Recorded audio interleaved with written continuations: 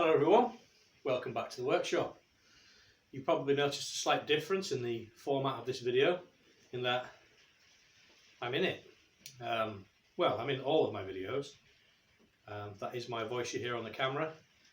You may be forgiven for thinking that I'd got ladies man and all-round smoothie Colin Firth to do the voiceover, but no, in fact it's been me all along. So why get behind the camera now? Well, I wanted to make a personal thank you to all of my subscribers. When I started this YouTube channel, YouTube experiment even, I thought, well, I'll be lucky if I get to 100. And we're at 110 now. So thank you very much indeed. I think that's fantastic. I'm amazed by it really. And also, I've had a couple of really nice comments on my videos recently. One guy said, I've got a BSA Bantam, I've had the bike for years, done nothing with it, just watched one of your videos, and I think I'm going to crack on and get it going. And that's fantastic. I'm really pleased, and I wish you the very best of luck with it. I hope you enjoy it as much as I'm enjoying doing mine. Then somebody else said, I've never had the confidence to do gearboxes. I've just watched your gearbox video and I think I'm going to have a crack. I think I can do it. Well, you absolutely can. And having a go at it is the only way to find out. But thank you very much for that comment. It makes me think that I'm actually doing something worthwhile with these videos. But I have to say, it's I'm just passing it on. That's all I'm doing. I've been inspired to do this by watching other people do the same thing. People like Dale Swegger, Will at Coleman Customs, and Aid at AG Engineering. And speaking of Aid, you'll notice my tea mug here. I recently sent Aid a couple of my channel stickers, and he replied with a couple of his channel stickers and also this fantastic tea mug. So thank you, Aid. I really appreciate it. I'm enjoying drinking my workshop tea out of the mug. It's fantastic. Very generous of you. If you haven't seen Aid's channel, by the way, it's AG Engineering, and well, as far as I'm concerned, he's the daddy when it comes to British bike engineering, machining, restoration. He's got a very impressive back catalogue of videos and well worth checking out. Now, this video is going to be all about the milling machine. It's excuse me. It's all about the milling machine and the bits and pieces I've been doing to get it back up and running.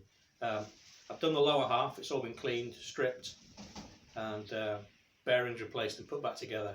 And now we're working on the milling head itself. So I'll stop waffling, and you can see a little bit of what I've been doing with the milling machine.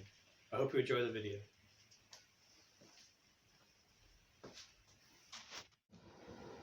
Quick update on the milling machine. I've been doing a bit of cleaning, well, quite a lot of cleaning actually. So the lower half is done. The cabinet and stand is done. You can see some parts on the floor there that have been cleaned. And then the knee has been removed, cleaned. That was pretty filthy. The ways have been cleaned up, they've gone a little bit rusty, but they're all nice now. And that's been put back together. Then over there on the floor, over there is the sin bin, the pile of grotty parts, the table, saddle, the knee raise mechanism, the oil pump, the Christmas tree stand. Yeah, that's over there, I don't know why, it just is. So all that needs cleaning up. And then over here on the bench we have shiny fasteners, which have been in the Vapor Rust, which is an unusual product. I don't seem to be able to win with it. I bought some once before to clean up a part of the lathe, and it turned it black, and I didn't want it to, and it took a lot of work to get it shiny silver again. So these parts were black, chemically blacked, and I thought, well, if I chuck it in the Vapor Rust, they'll probably get, you know, even blacker, which is great. But no, they came out shiny silver, so it seems to have the opposite effect of what I want it to do. So I need to lie to it next time and say I want these to be shiny silver, and they'll come out black. So that's probably the thing to do. And then, oh, excuse my camera work, over here is the parts washer, and it resembles that pond when you was a child that your mother told you not to go anywhere near, but you did anyway, and you fell in and you got filthy.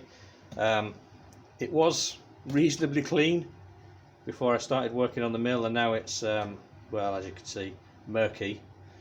So that'll need a good scene too when we're done with the mill. But that's where we are so far, and the next job to do, let's put the camera back down.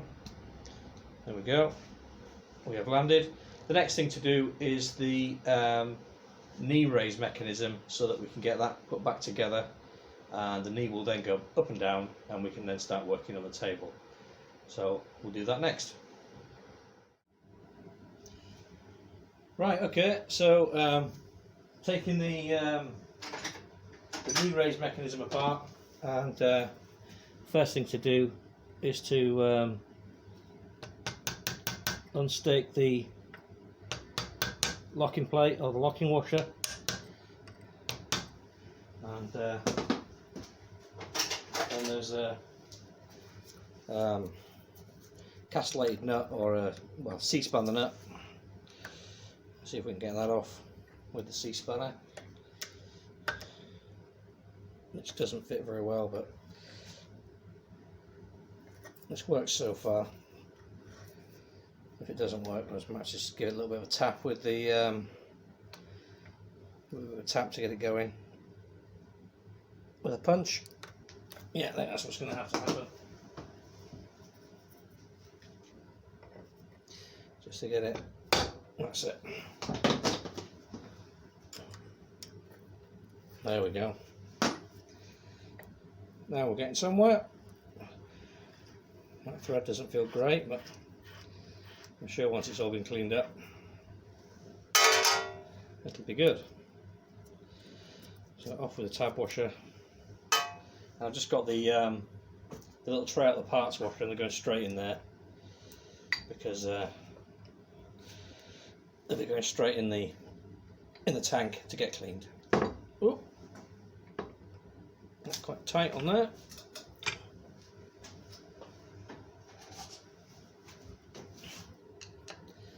These pinions are just keyed onto the shaft. This one's a bit tight. The one on the knee came straight off. There we go. That's got him. That's full of grease, and can I actually show you that? No, I'm not. There we go. Full of grease and bits of chips and aluminium swarf and whatever they've been working on. And that's why it's not a good idea to grease open mechanisms on machine tools, because they just grab everything and drag it in. So that's that. We'll remove the key before we lose it. There we go. Little key, and then we should be able to withdraw the shaft. Let's have a look. Will it come out?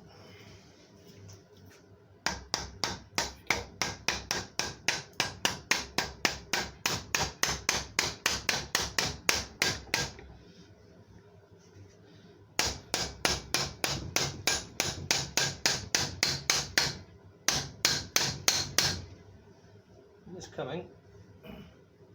So it's Christmas, as they say. There we go. Right. That's rather roughly turned. I don't think they were going for surface finish when they made that part, but I'm sure with a clean up it'll do the job.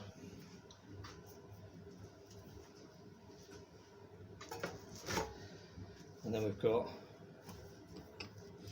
the sort of main body part with the bearing still in it. And that needs a damn good clean. So see if we can get that bearing out and get it cleaned up. And then let's have a look at this bit. Handle mechanism. Not entirely sure how this comes apart. There's got to be a grub screw somewhere, I would think. We'll get that in the vise. See if we can figure out how to take this handle off.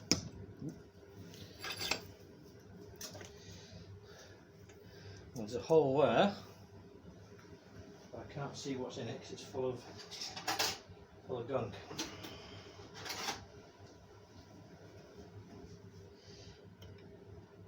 The workshop is absolutely minging at the moment. It's ram jammed with just stuff everywhere.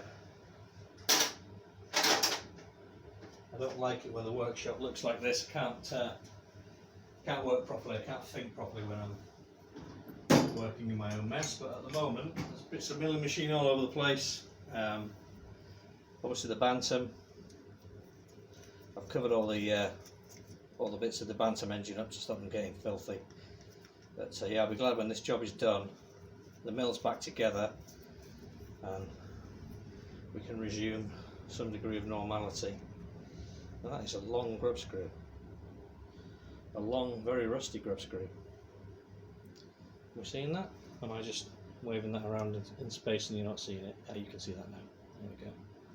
So that can go straight into the rust remover.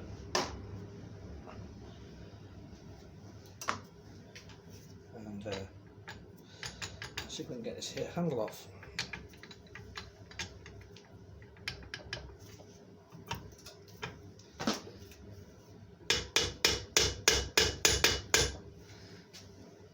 Am I missing something? Perhaps another screw.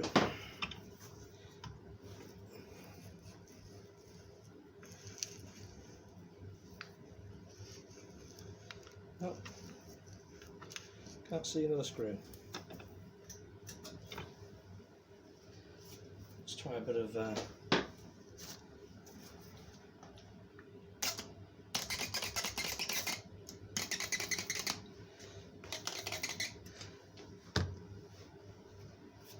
penetrating on, see if that helps. I imagine it's keyed on. There we go. A little bit of percussive assistance.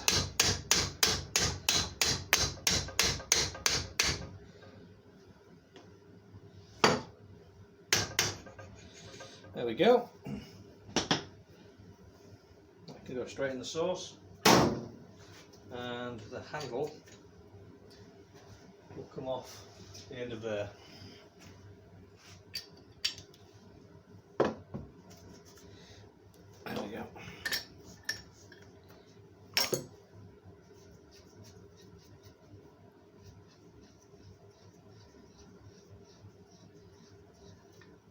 Put that in the tray for a wash. Tuck that in there.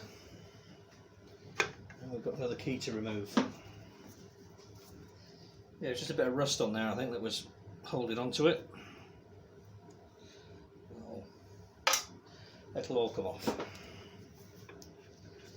And then we have the graduated dial and or chapter ring, as some people like to call it. I'm fairly sure there should be a shim. Yeah, there it is. There is. Good. Nothing missing. Possibly never been apart before. And then we've just got a bearing to remove from there. Oh, there's another key there, look. Take that out now. A long key. We can get a grip of it.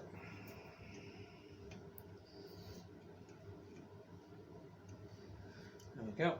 That's out. Whip that bearing out and get everything cleaned up.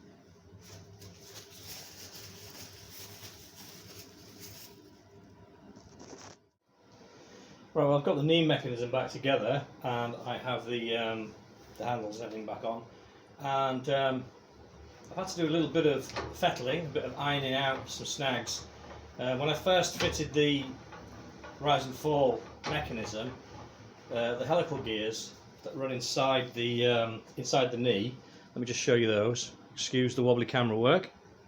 You've come to expect that kind of thing from me now. There you go, 2 helical gears that drive the knee mechanism.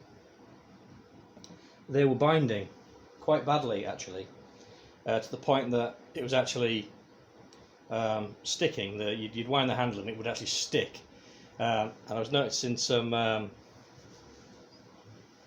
sort of shiny bits on the helical gears, which indicated that they were not meshing correctly. Now everything's gone back together the way it came apart, so I could only really put it down to the fact that there's no registration. When you fit the various components to this machine, you would expect there to be dowel pins which locate everything, but there isn't. There's simply the M6 cap head bolts which locate everything in position. So basically I think things have just got a little bit twisted up and not in the right position. So I've had everything loose, I've tweaked it around a little bit and found the sweet spot where the gears would run nicely, meshing properly and not binding, and it seems to be working really, really well now.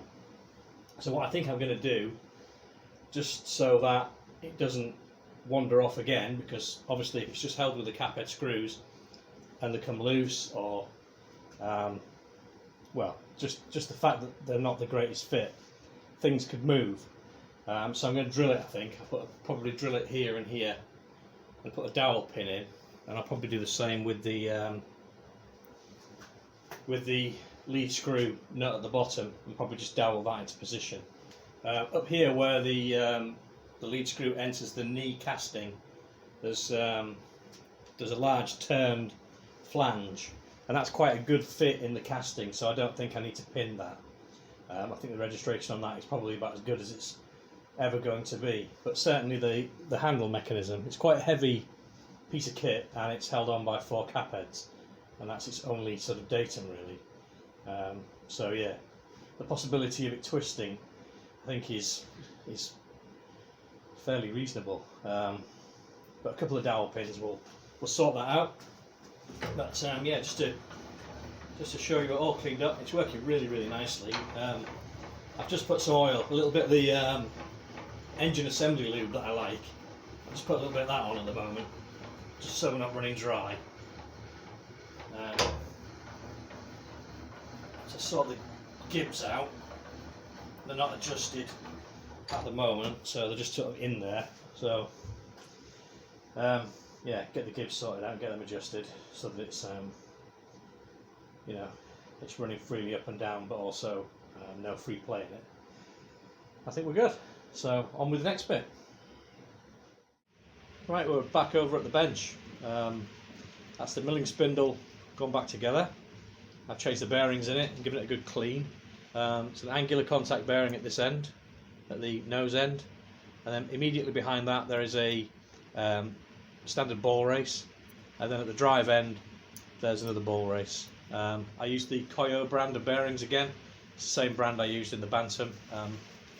I'm not affiliated with them or anything like that. I just think they're good quality and I like the price, so that's what I use.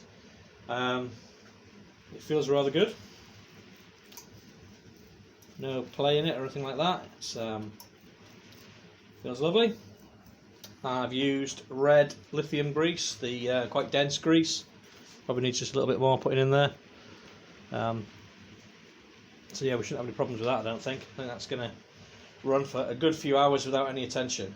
So I'll probably do the rest of the build of the head off camera.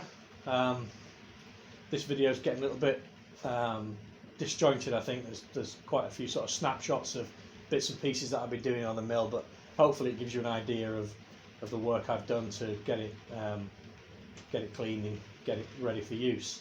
I'll probably make one more video on the mill, and that is when I change the motor. I've got a motor package coming for it, which I've ordered, and that will swap it out from a single phase drive to a 3-phase drive with speed control. So that should be quite an interesting conversion to do, so I'll probably make a video about that. Moving forward, we're going to get back onto the Bantam. There's a few bits coming for that now. I've got a Kickstarter shaft.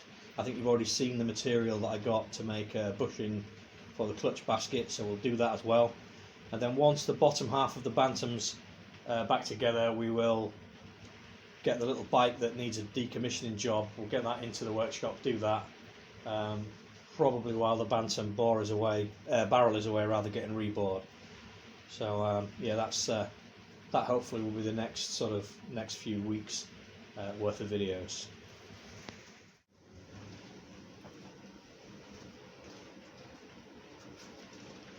Well, I'm making a second appearance behind the camera, which is something that I didn't intend to do, but whilst I've been making this video, a video came out on YouTube by a channel called Cliff's Shed.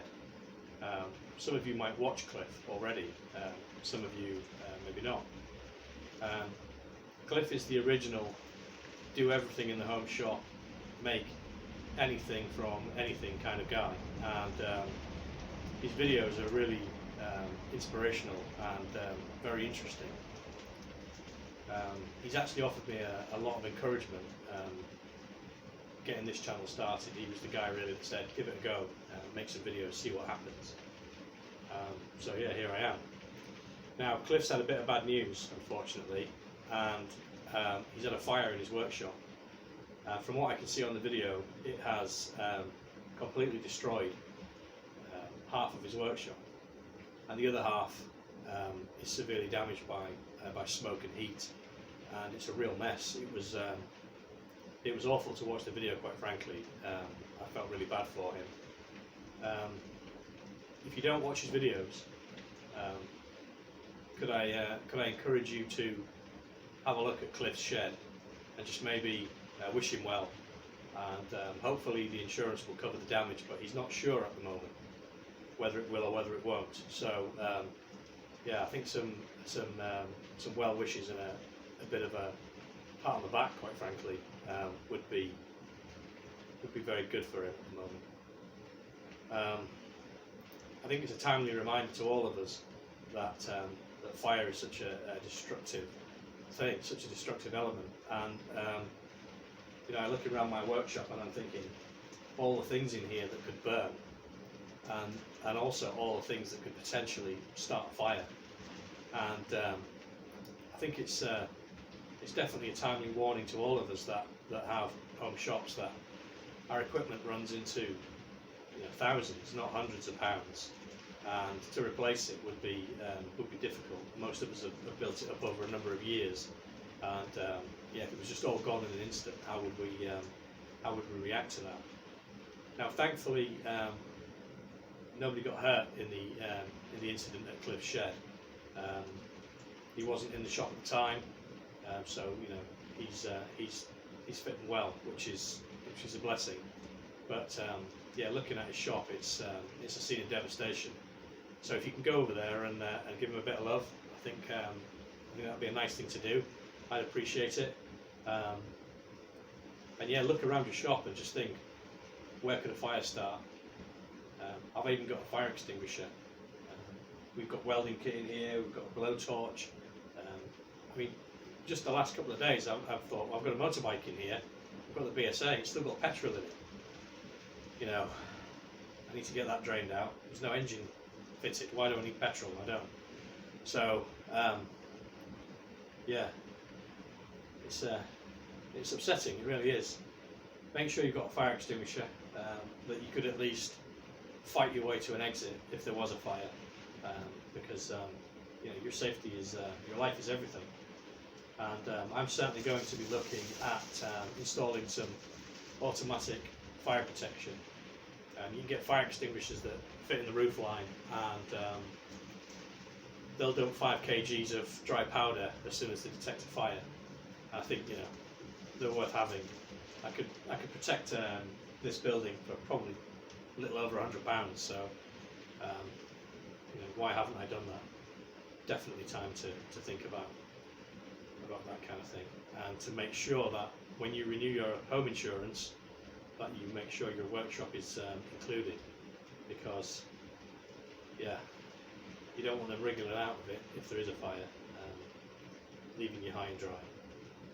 I'll leave it at that. Thanks very much indeed for watching. Thanks to all the subscribers, new and old. Very much appreciated.